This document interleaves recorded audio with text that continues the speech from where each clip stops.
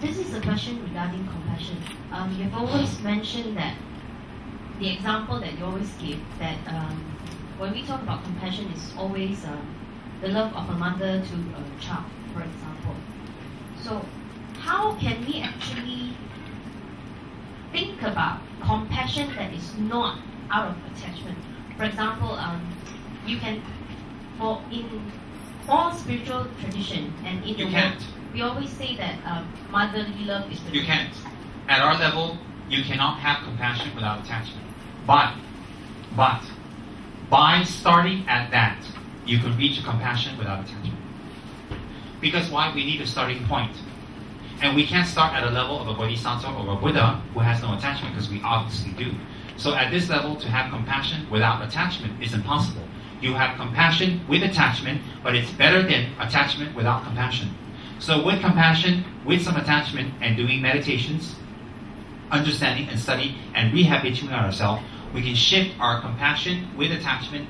Instead of 100% to 98, to 80, to 70, to 60, it becomes less and less and less and less. So in the Tantras, it doesn't talk about suppressing your passions. It talks about transforming the passions with a different motivation through time.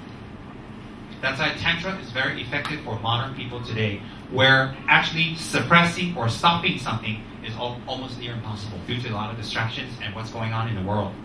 So instead of suppressing, you use it. It becomes something that burns itself out. So like that,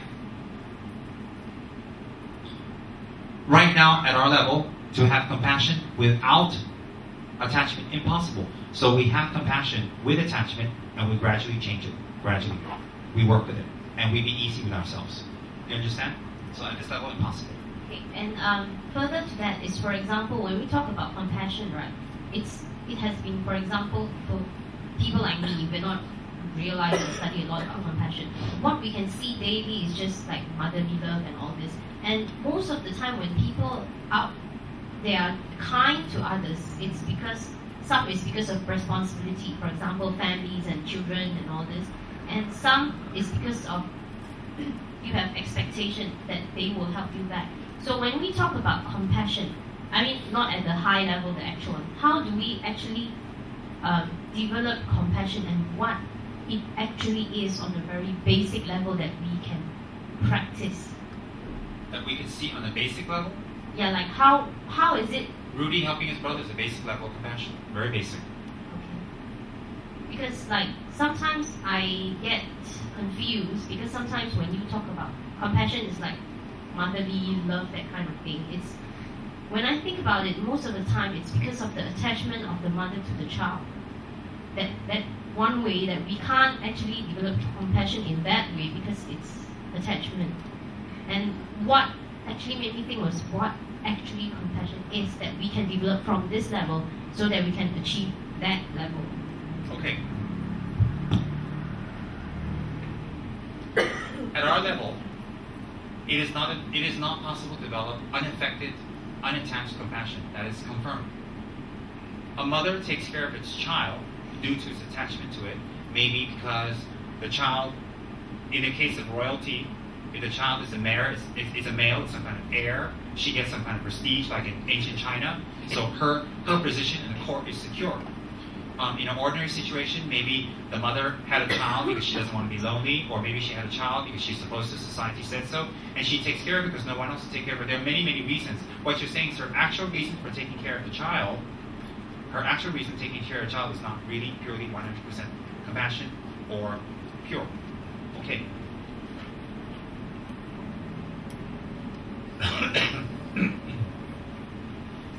Still, there are mothers who don't take care of their child. There are many mothers who don't care about the child.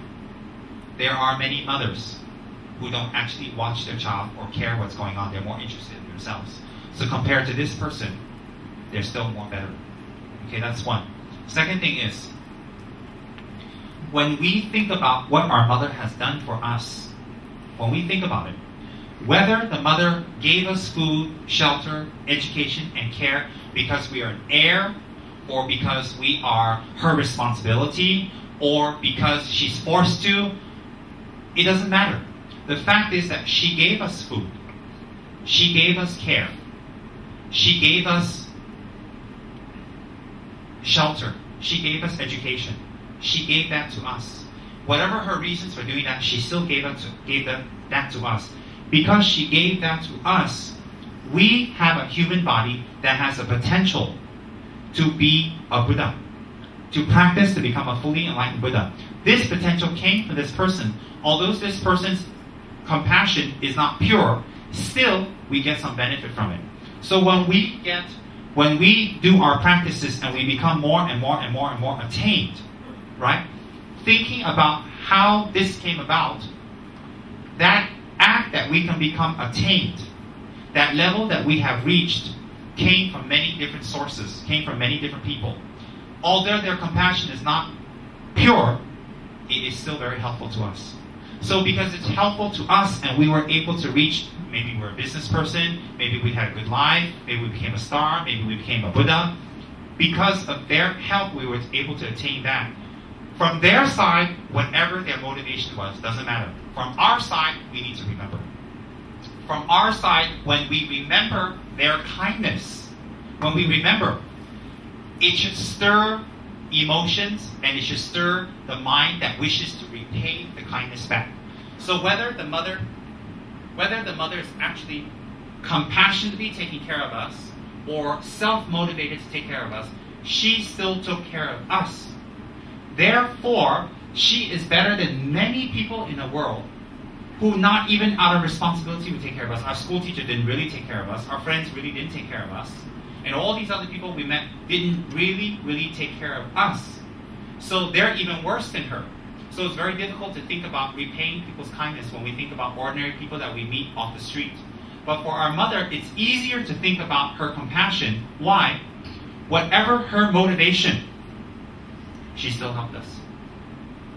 Because of her help, we're able to reach whatever position we have reached. When we reflect on that kindness, the purpose is not to investigate further regarding her motivation. The purpose is to develop unaffected compassion towards this person and retain their kindness. So the purpose of doing the meditation upon the mother's kindness, to develop compassion, is not to examine the giver. It is to examine the person who has received. That is us. So in our meditations, when we meditate on how the mother kept us 9 months in her stomach, how she experienced discomfort, how she changed her lifestyle, how she lost her shape in her body and stretched her body out, and she went through a lot of hardships, and some mothers even die in childbirth, right? They have an option, they can kill us, they can have abortion, but they still had us, which is better than some people who didn't even have us. There are mothers, I'm sorry to say, who don't change their lifestyle. They take alcohol, they take drugs, they take all kinds of hot and very cold foods that affect the child, that the child can come out retarded or damaged, okay? So she's still better than the other person because she took some responsibility. That taking responsibility reflects some type of human care. Human care, okay? So when we do the meditation on the kindness of our mother, the purpose of the meditation is to develop a type of attitude that wishes to repay the kindness of others. So when we develop that attitude, we don't need to think deeper what their motivation was. Why? On this planet, among normal beings, it's very hard to find someone who has that kind of level of compassion. So therefore, when we think about that, when we meditate on the kindness of others, this overwhelming feeling of taking care of our mother comes. To respect our mother, not to talk back, not to hurt her, not to fight with her, and not to damage her. And that in her old age, we serve her. We make sure she's all right. We give her whatever she needs. And if she doesn't need us, we don't create a burden for her. Having great compassion, developing great compassion must start somewhere. Who is the best person in our lives? According to the Buddhist scriptures, in general, it's our mother. Even more kinder than our father is our mother. So therefore, when we can develop this kind of compassion for our mother, and this type of feeling of repaying the kindness of the mother, what happens is this. The object is our mother. But through the object of our mother, we have developed the feeling of repaying kindness back. See, prior to this, most people don't think about repaying the kindness of anybody back. You say, hey, you pay kindness of your teacher back, your friend back, your lover, your husband wants it. No, they can take care of themselves. I don't need to take care of them. Most of us think, I don't have to repay anybody's kindness back. And so we go through a life that's very selfish. Give me, I use, take, whatever I want, whatever I need, you give to me, you owe it to me. And we don't even think about the other person. We don't think. So how to cut through this? For ordinary people like us, to cut through it, we must start at a starting point. That starting point is someone in our lives, whatever their motivation, has shown us help and care. So when we focus on the mother, we develop this care. We develop this type of thinking, someone took care of me. And then this feeling of softness comes. I will take care of her. I will help her. Then from this meditation, when we feel an owing of repaying our mother back, it will definitely develop. When that feeling comes, we expand it. We don't stick it with just our mother. Then, in the Buddhist belief, we believe that we've had hundreds and thousands of lifetimes. Every single lifetime, we've had a mother. Every single lifetime, a mother has been very kind to us, like in this lifetime. And those mothers, we may not recognize at this time, but they have been our mothers. What's the difference between the kindness of a mother from a previous life to the kindness of a mother in this life? So the next step of meditation for the meditator will think like that. What's the difference between someone who was very kind to you in a previous life and a person who's kind to you in this life? Those people contributed to who you are now. So therefore, who was my mother? Who was not my mother? It is definite that at one time or another, everybody was my mother. So therefore, when we think that everybody was my mother, we start to develop this kind of feeling that we owe kindness back to many people, many beings. And so this kind of all-encompassing feeling of repaying kindness to others doesn't develop for one or two, it develops for everyone. And then when we familiarize our feeling of repaying kindness to many beings on a broader scale, real compassion starts to arise. Real. But in the beginning, it is affected, not unaffected. It's affected. Why? We're repaying and contemplating on the mother's kindness because she did something for me. If she didn't do something for me, why should I think about her? So still, I'm taking, when I get something, I want to think. But at that level, you need to start at that level to develop a higher level. So when you develop the higher levels, that one doesn't matter anymore. You understand? So what happens is later, when we start thinking about many beings, and we think about their kindness, we can think about the people at work who's been very kind. We can think about people that we, in school, some teachers have been very kind to us, some auntie and uncle who gave us advice that helped us through difficulties. And then we don't even have to think about only the kindness we have received. We can think about the kindness that other people have helped other people. For example, we know a lot of selfless people who have gone down to Johor Bahru to help with the flood victims. I think they're very kind.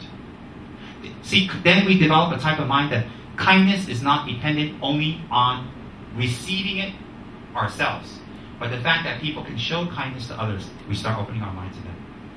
So we're sitting here in a nice air-conditioned room, in a nice house. We have electricity, we have everything. Everything's really easy, the roads are clear, everything is normal. Well, a couple hundred miles down south, people's lives are completely different than ours. But we're not on a train, we're not on a boat, and we're not on an airplane going down there to help them. We're sitting here receiving a Dharma talk, having Coca-Cola. But there are people there who are really helping and working. Those are very compassionate. So, do we like to hear about people drowning? Do we like to hear about their crops being destroyed? Do we like to hear about their houses being run down? Do we like to hear they lost their babies? Do we like to hear they're sleeping outside with the mosquitoes near a fire and they don't know what's going to happen tomorrow? Do we like to hear some of them don't have insurance? Do we like to hear that they have lost their cars, they have lost their savings? Do we like to hear little old ladies standing somewhere on a chair waiting for days for someone to rescue them? We don't like that. When we see that in the newspaper, we don't like that. So when we hear someone has gone down to help them, doesn't it relieve some of our guilt? Aren't those people kind? Because we're not able to do that. So therefore, the kindness expands to not only what people have done for us, it also expands to what other people have done compassionately to other people. Then it will bypass time and space, because then we won't only think about today's people who've been kind to today's situation. We'll think about in the past, and we'll read history about beautiful people who've helped other people selflessly. And so what happens is you start seeing your mind expand. And this wish to repay or to give something back for their kindness will not only extend to people who help you, it will extend to all people, all beings who have helped anyone. And you start feeling You owe them something. So when you get this feeling of owing them something, that they have done this, they have done that, they have done this, because you can't possibly help every single person in this world, even if you were a Buddha. Impossible. Okay? So therefore, there are many people helping other people in the world. You start feeling a feeling of gratitude, gratefulness, and relief. Don't we all feel relieved when we hear something in the world is going wrong, and then we hear someone go and help them and rescue them or donate? I feel very relieved. In fact, sometimes I just go, phew. Why? I'm not able to do it. I'm not able to. Like when all those nasty things was happening in Sri Lanka with the tsunami and all that stuff, I wanted to go there. I couldn't go there. There was a lot of red tape. I wanted to go there to help. There was a lot of red tape. I couldn't get over there. So therefore, when I heard people were going there to help, I was relieved. So I thought those people are very kind. What did I do? I stayed at home. I lighted bar lamps. I lighted candles to Tara, to Cetra, that these people get more help. I lighted more. I did pujas. I did incense offerings. That these people will receive help. And that the people helping them will not have problems. And the people helping them will get supplies and they won't get sick. So I made offerings and pujas for them. Just like when we had the flood victims, then I asked a few of my friends, because we don't have a place here, to go over to Danti's house to make candle offerings. Whatever we're doing at that time, no matter how busy it is, we have to think about someone else for a change. We have to. So when we went over to make candle offerings at Danti's house for those people and the flood victims, it isn't to relieve our guilt. We couldn't do anything. So we should be very happy to do puja there. We should be very happy to offer candles there. We should be not even talk about it and look at it in a very beautiful way. Why? I'm sure we had many other things to do with our lives, but we took that time away because no matter how busy we are, or how tired, or unhappy, or how we haven't seen our friend in 50 years, or we just won $3 billion and we're going to go buy this or do that, or we just got a yacht. No matter how busy we are, maybe we're supposed to meet the Queen of England, but somebody else was in a much worse situation than us that had no control, and we have control. So therefore, when we consciously go out and make offerings, and we do prayers, and we do that to collect the merit to expedite the rescue there, that is reflecting on kindness. Why? We're helping those people who went there to do something. We're helping them. Then when we heard about the weather conditions coming, people here in Kichara came here and do a Cetra Puja. We saw the newspapers. We heard the meteorologists, their threats. We came here, we did our puja, nothing happened. Everything was fine. Everything was fine. I don't know if that's Cetra, but I believe it is. But people came here because they cared. They didn't want all this disasters to come around this area for whatever reasons. So my point is, thinking about the mother's kindness is a starting point. It's a starting point. And it's not a practice to reflect on whether her kindness was real or not. It is a practice to make us realize that we are interdependent on everyone. Because we are interdependent on everyone, we need to repay their kindness. And so through this meditational path, we increase the kindness. If you want to read about this very well, you can read this book called, by Karma Publications, Meaningful to Behold. It is a translation of how to develop kindness and compassion based on the meditation, written by the great master Shantideva. Alright, so it is called Meaningful to Behold by Karma Publications. This book moved me. It affected me very much. The original is in Tibetan. Of course, originally it was in Sanskrit. So in any case, so when we start thinking about other people who help other people, and our compassion grows to that level, you'll see that if I find, I see that Ben, I don't even know Ben very well, but I see Ben was helping Wai Ming, and I heard about it, and I'm very moved. I would want to encourage him. Maybe I'll go and buy flowers and give it to him. Maybe I'll buy some chocolates and give it to him. Maybe I'll give him a gift. He said, well, I didn't do anything for you. I said, you did do something for me. You did do something, because I couldn't do something for him, but you did it. And I thank you and I encourage you. So you start seeing yourself give gifts to people. You see yourself give things to people. You start seeing yourself give emotional support. You give prayers. You do pujas. You give money. You give yourself. You give your advice. You start giving so much to other people. Why? Because you live in a state of repaying other people's kindness. But it's not a repaying their kindness because you owe them. It is reflecting that we are all interdependent. And so since we're interdependent, wouldn't it be better to think about other people's kindness and return their kindness and to develop this kind of appreciation better than the opposite, where we live a whole life of thinking, my mother should do that to me. They owe that to me. I didn't ask to be born. It's their responsibility. So when we start thinking like that about our mother, then it's very easy to think about that from our friends, from our teachers. Well, my teacher's being paid by the state, they should educate me. And then we start going to the stores and people are nice to me. We don't appreciate. We go to the waiters, we go to the restaurants, we're very bitchy and mean to them. Because why? They're being paid for their job. Why should I be nice to them? So then we go through life thinking that everybody should be doing this or should be doing that. I don't need to reflect on anybody's kindness. We start to live a life of independence, thinking we're not interdependent. And then this type of person develops what type of mind? Very hard, very cold, very selfish, very brash. Their manners become rude. Their speech becomes very hurting. Their actions become very brash. Why? They don't have any type of appreciation for their interdependence and their existence that is interdependent on other people's lives. So this meditation is very, very effective. Why? It turns you into a person that appreciates, that does something for others, and that makes you feel like you take personal responsibility for others. Instead of sitting there and saying, they owe it to me. How much have we come across people who feel like that? They owe this to me, they owe that to me, they should give this to me, they should give that to me. How many people we come across that? What's their attitude? Do we feel nice around them? What's their energy? Even if you take an aura picture of them, what color is their aura? It's not positive, it's not yellow, that's for sure. So definitely. So therefore, this meditation of our mother is to develop an awareness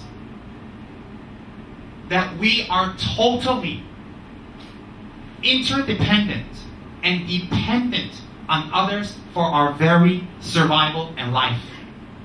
Totally. And to think along those lines, and not to only think, but that thinking becomes a part of your being where your talk and speech and action always lives a life of appreciation, encouraging others, love, and incredible gratitude, and always thinking thank you to people. Then when you have that attitude, you will share what you have. You will give what you have. You will give of your time. You will give of your body. You will give of your speech. You will give of your clothes. You will give of your food. You will give of your money. You will give of your resources. You will give of your friends. And you'll always try to connect friends and friends to help each other in business. You'll always try to give gifts to people to encourage. Even when you hear someone has done something kind to other people, even if they didn't do anything to you, you give them gifts or you send them a message. Or even people you've never met or heard of, you'll be sending them gifts. Why? You realize the interdependence of how we live. So when you live in such a state of mind, even if you're not religious, to be around that type of person is beautiful. It's wonderful. And it's very, very fabulous. That's why meditation on compassion is not just sitting there saying, I'm very nice, I don't get upset, I don't get ugly, I don't react back, and people who are mean to me, never mind. That's not compassion. Compassion is what?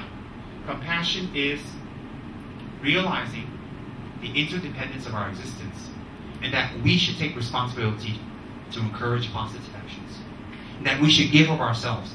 Highly realized beings like Mahatma Gandhi, like Nelson Mandela, highly realized beings, they give of themselves. They can go through, like Mahatma Gandhi went through a lot of self-sufficiency. He starved himself, hunger strikes, to fight against colonialism. He never hurt one person. He never struck a weapon against one person, but he freed millions of people from difficulties through the practice of accepting other people's pain and giving his happiness over. And how did he win over freedom for many people? Through conscience. That is reflecting. So that's why, by reflecting on our mother's kindness, for normal human existence is very beautiful. When we're respectful of our mother, when we're respectful of our father, when we're respectful of elderly people, when we're respectful of older people, it's a very beautiful practice. Why is it a beautiful practice? Then there's some kind of order. There is some kind of order. Why should we be respectful to older people? We can learn from them.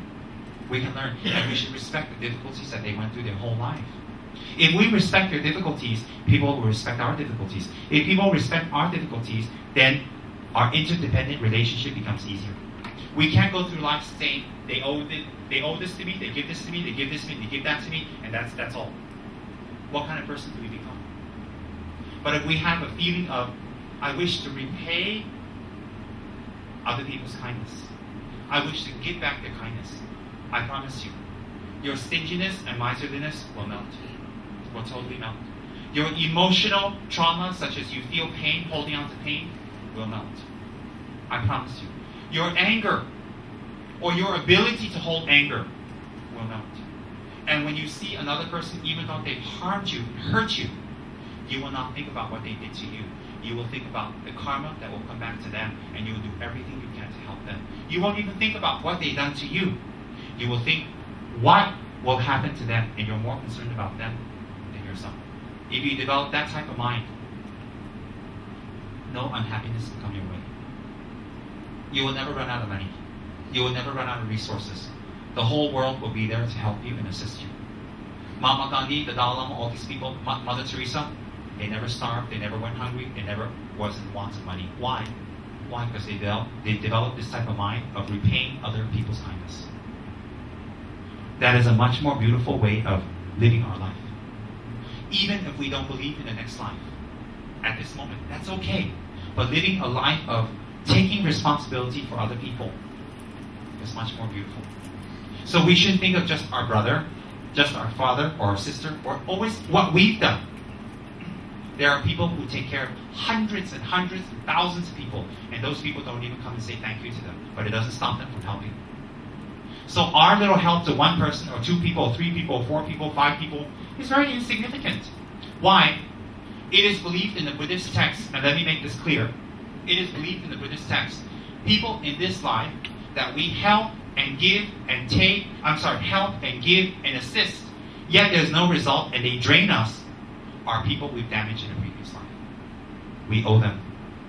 So in this life, if we're owing back our karma, and we complain about it, in the next life will become like that. The next life, like that. Like, it never ends. How do we end it? How do we end it? Then we'll say, well, how come I always have to give the money? How come I always have to be the one that takes responsibility and help? And they don't. Because you know the Dharma. You know something better. So why should I always give and they don't have to improve and I improve? Because you know better. Look, if a father and a son, the father is 40 years old and the son is 5 years old, and they go to a shopping mall, and someone rams their cart by really fast and almost runs them over, and the kid throws a little BF and jumps up and down, starts climbing, screaming, everybody there like, yeah, he's a kid. But the kid remains very calm, and the father jumps up and down and screams and throws a BF, everybody will be like, grow up. So what's my point? If you know the Dharma, and you know the law of cause and effect, and you call yourself a spiritual person and you take refuge, it is your job to absorb other people's suffering. It is your job. If you can't even absorb your own family sufferings, don't talk about all sentient beings. So, the meditation on compassion, the meditation on developing compassion, starting, not ending, starting with reflecting on the mother's kindness, is to open our minds to live a life of appreciation for others. And therefore, when we appreciate others, we give to others, help others, right? When we give and help others, all of our inner turmoils and passions and anger and all the selfishness and miserliness melt away. That is the secret. From remembering other people's kindness, one's own passions and emotions and all these negative energies will become less. And less and less and less. That's very powerful practice. Therefore, when you see highly evolved beings, they can just give their time to people and not expect anything back. And they can give their knowledge to people, not expect anything back. They can give their money away. They can give their possessions away. They can give anything away. Food and clothes and whatever people need. They just give and give and give and give. And there's no limit. Sometimes they even give for things that they need, they take and they give away. That's a very highly evolved person. Why is that highly evolved? Because it's different than normal people. Normal people cannot do that. And that's the type of person that has meditated on compassion in their lifetime or lifetimes. That's a sign. That's a sign. So therefore, when we're in the presence of these people, how do they make us feel? They influence, bless, and encourage and inspire us to become the same. When we become the same, you know who gets the benefit? In the beginning, you may be helping your brothers, you may be helping your people, your friends, and you may be helping losers who never help themselves. You can be helping, but you'll be eventually coming across and helping people who change and transform, help many other people. And that will overcome the few losers that you have helped. Okay, but that is expectation, but that's our level. At the same time, when we help other people, we should help with a real sense of taking responsibility. Real sense of responsibility. We can become much better people if we take responsibility for our lives and for the people around us. So how they become or what happens to them, we should help them all the way. And sometimes we find it very difficult to help them. Do this meditation. Visualize they have died. And they're not with us anymore. Then we will regret we didn't help.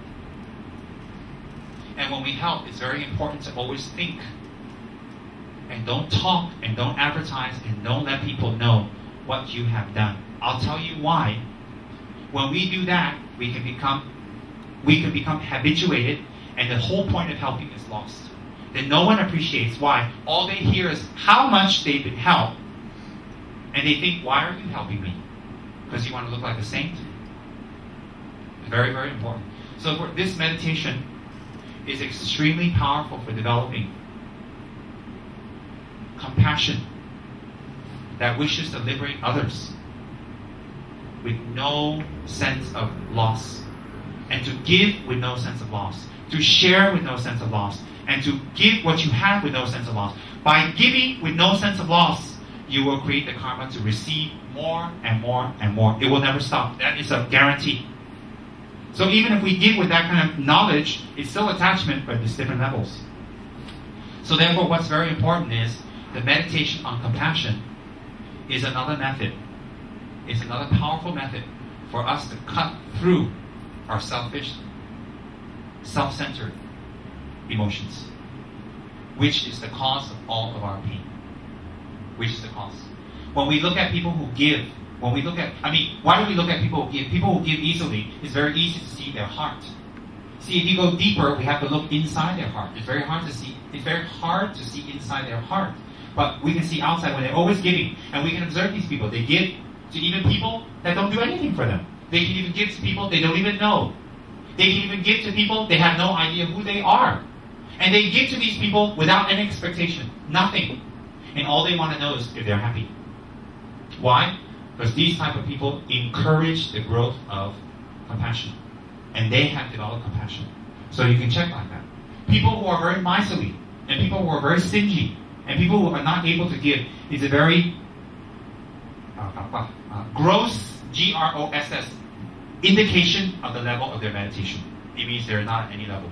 So people who cannot give, they cannot give their time, they cannot sacrifice their effort, they cannot give of their knowledge, or they cannot give their money, they cannot give their help, they cannot give or they give only on the basis of if they're forced to, embarrassed to, or they have to. This is a clear indication of the level of their meditation and the level of their mind. Why? What other ways can normal people judge other people? What other ways? It's very, very simple. So for Buddhist practitioners, giving is very important. Giving is very, very important. It's a very important indicator of one's level of compassion. Then some people say, well, I only make $1,500 a month. What can I give? Well, when you do work, you can do it well. The people don't scold you. People don't have to remind you. That's giving. That's giving. When you promise people something, you do it. That's giving. Why? You're not taking away from their emotions. They don't have to, when they're around you, they don't have to feel scared or nervous or at wit's end. Are you going to do it? Are you going to be responsible? Can you do it or not? You don't create any mental problems for them. That's why emotional giving is very important. What we say in our mouth, we do. When we say in our mouth and we do, and we promise it, that is giving. Why? What are you giving to the other person? What are you giving to the other person? You're giving them release of their mind, emotional giving. You can look around. You can look around people. People who only take, give me. They talk, they don't give, they don't fulfill their promises. They only talk, they don't give, but they take. And they're very happy to take. What kind of energy do they have? Thank you.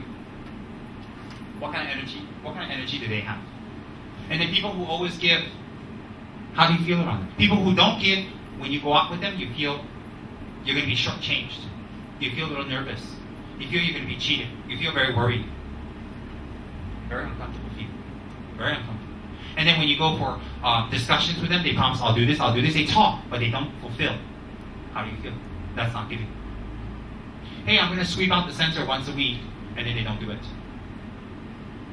How does it make you feel? But when you're around people who give, who share, who keep their promises, who are emotionally responsible, they're very kind people. Why are they very kind? They develop a level of care for others where they force themselves to be emotionally responsible. People who are not emotionally responsible, they're not caring people. They're people who are used to taking and not reflecting on the kindness of others. They're emotionally very selfish. So these type of people, it's even more dangerous. More dangerous. Why? If they get things, they won't share. And by the time they get things, their mind's already settled into that type of thinking and that type of mode. Very hard to switch back. Very hard. That's why you say, oh, older people are set in their ways. Oh, yes. It's very true. Very, very true.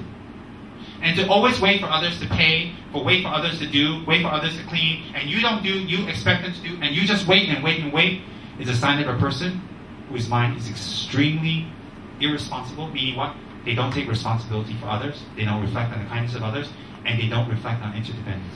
And these people usually end up quite lonely, quite unhappy, whether they're rich or poor. When they're rich, people wait for them to die to get their money. They're nice to them, not because they love them, because they want something. They feel it. And I've seen many older people like that. And then the people who don't have money, they're completely abandoned. Completely abandoned. Why? They have nothing to offer people. They've used their life for what? Getting. So this meditation on the mother is not to check whether our mother is pure or not. This meditation on the kindness of the mother is to develop from our point of view a type of attitude that wishes, that realizes the interdependence of that we live together. And it will be more beautiful and more harmonious if we actually took responsibility and shared kindness and went out of our way to help others and not owe anything back. It's not a meditation to look at, check their motivation. You understand? Yes? Okay, that's very good. Thank you. Thank you very much. Thank you. Yeah, I mean, this is this way around how to... Wait, I have to tell you something. I was watching an interview with Oprah Winfrey and Madonna.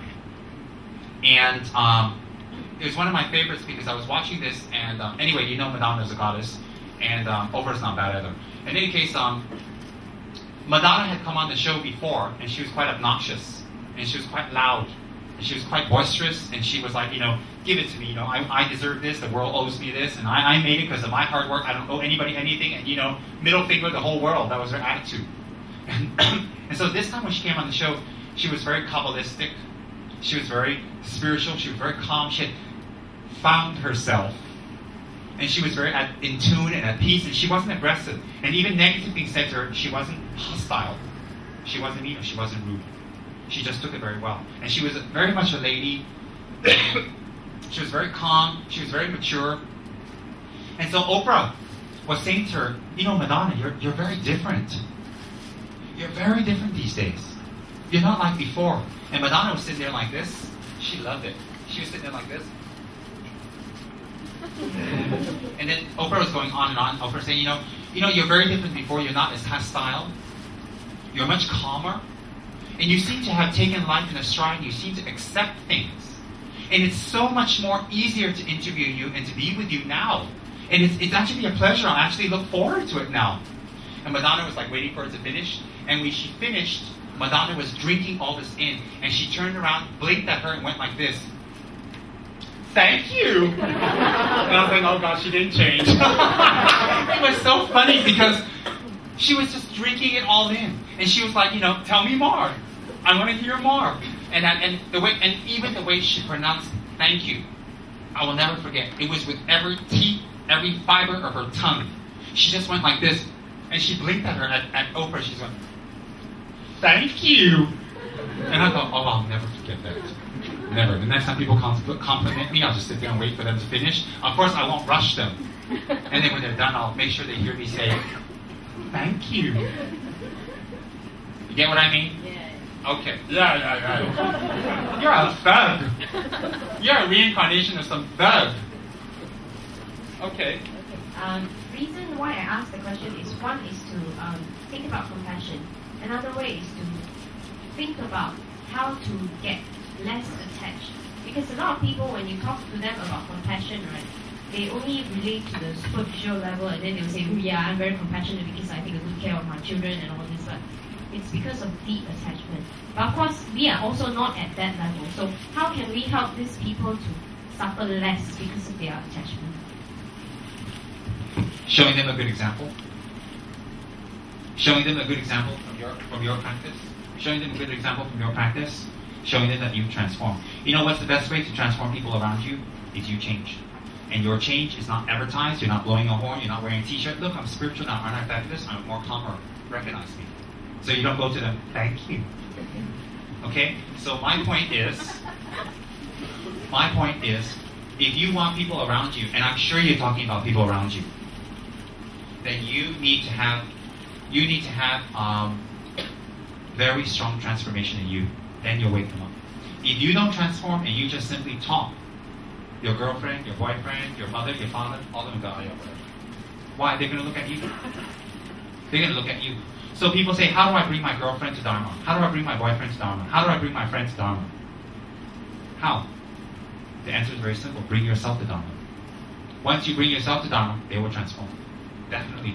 No one cannot not feel kindness. No one. How strong you practice, you will transform them. Look, how much we practice. Let me give you a little hint. How much you practice, you look at yourself. How many people can you bring to the spiritual path? When you talk to them, are you convincing? Can you bring them to the spiritual path? That's how you will know if your practice is effective. If you've been in Dharma this year, 2 years, 3 years, and you can't even affect your best friend, you can't even do something with your best friend, or you can't even bring people Dharma to your lover or your friend, and they can't even transform, forget about all the people you have never met. So you have to check yourself. You want to bring people you love to Dharma, you want to repay the kindness of people in the Dharma, you want to repay the kindness of people who've been kind to you, then you need to bring yourself to Dharma. When you bring yourself to the Dharma, you'll repay their kindness. So, first step is, you check yourself. How stable you are. How giving you are. How compassionate you are. How forgiving you are. How forgiving you are, how compassionate you are, how much you study, how much you apply what you say, is how much you can bring other people to Buddhism or Dharma. Okay? And some people, they bring people to Dharma, they're not stable, they go off. Why? We're not stable. How we act. People see. It puts a very strong psychic impression in our minds when we see people. So if you see people 1 week jumping up and down, they're happy, Buddha's fabulous, Buddha is number one, and next week they're jumping up and down on t-shirt and tearing it and ripping it and cutting it up. Then next week they say, oh, they're sewing up the t-shirt again. They say, oh, I regret, and they wear it. And the week after that, they're burning the t-shirt. Then the week after that, they're collecting the t-shirt's ashes and putting it in a stupa and worshipping it. Wait, and then they say to us, oh, Buddhism transformed me. You can go, yeah, sure did. You're a psycho now. Yeah, sure it did transform you. You're a walking Dharma psycho. We call you DP. That's right. So therefore, people observe you. Then people say, oh, how can I help my father? I hear that for years. How do I help my mother? They're looking at you. They're looking at how much you've transformed. How's your motivation? How's your knowledge? Example, like we're usually fighting with our father, we're usually fighting with our sister, and we stop. We totally stop. We don't even think about it anymore. We just think, oh, whatever. We do my own thing, and I'll be very kind, I'll pray for them. Just leave it. After a while, they'll soften. They'll go, hey, what happened? Why? They can't keep hitting the wall. They can't. So how you can bring other people to Dharma is dependent on your level of practice. Example, when I was 15 and 16, I was teaching Dharma to my mother. I got beaten back for it. She used to slap me silly for it. But now when I teach Dharma to people, the chances are less. I can go to the gym, I can go to dry cleaners, anywhere. If I start talking Dharma, chances are when I finish with them, they'll be chanting Mekzema. They'll be chanting Tsongkhapa's mantra. That's right. Look at Miss Nepal. When I'm done with them, am I showing off? No, I'm not showing off. I have transformed in the last 20 years. I haven't transformed a lot, but enough that people are not stupid, they can feel it. But if it was 20 years ago, it's very difficult. But there are some people, there are 20 years later, they still can't do anything for other people themselves. Why? They haven't applied the Dharma. So if you want to change people around you, you want to help people around you, and you want to affect people around you, you have to show it. And it has to be real. And then you will see troves of people coming to the Dharma when you speak, when you talk. What's the Dharma? Transformation of the mind. So those of us, some of us wish to be Dharma teachers. Some of us wish to be lineage holders. Some of us wish to spread Dharma to others. How do you do that? You study, and you apply, and you transform. And you hold your vows.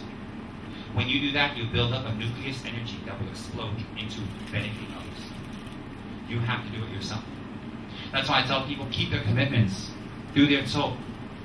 Hold their refuge vows. Even if you don't have refuge vows, hold it as if you do, because they're ethical. Let your protector and let your God be the fear of karma. Why? You take responsibility. That's beautiful. It's much more beautiful. So therefore, if we can't make headway with people around us, if we can't help them to transform and change, and in fact, our spiritual practice disgusts them, and it makes them turn off, most likely is that we are very pretentious and fake. That is mostly likely the case. We are pretentious and fake.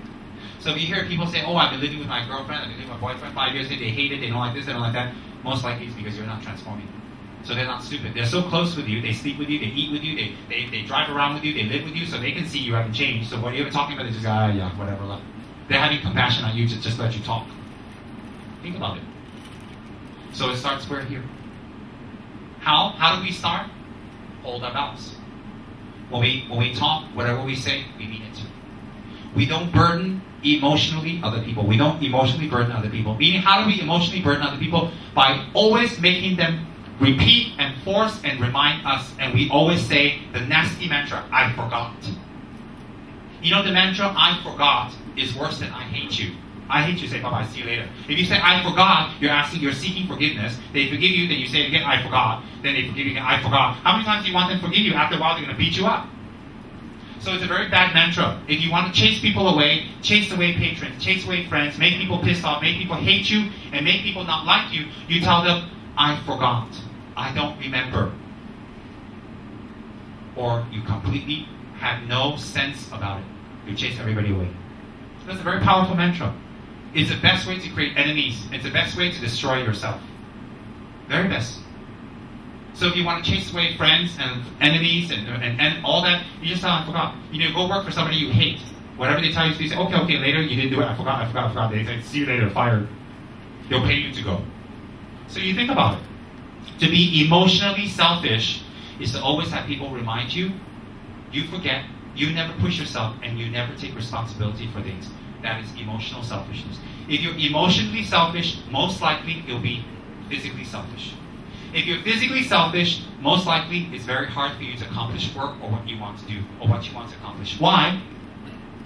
The energy you send forth to people and what people feel around you will not be positive. Not positive at all. So we have to think about that. It's very, very important. Okay, questions? That's very good. That's very good. I like that question. It's a Dharma talk. I like questions that make us think deeper. It makes me think deeper. I read that book 20 years ago. I was like, oh, what was it? I don't want to look stupid in front of Shin. What was it? But I remember. Now I can give you a JP smile. We're not talking about David and his lips. Relax. Remember? Every day for 10 minutes he stretches it out. Oh, look, he's excited. I'm going to delve deeper into why that excites you. I can't say.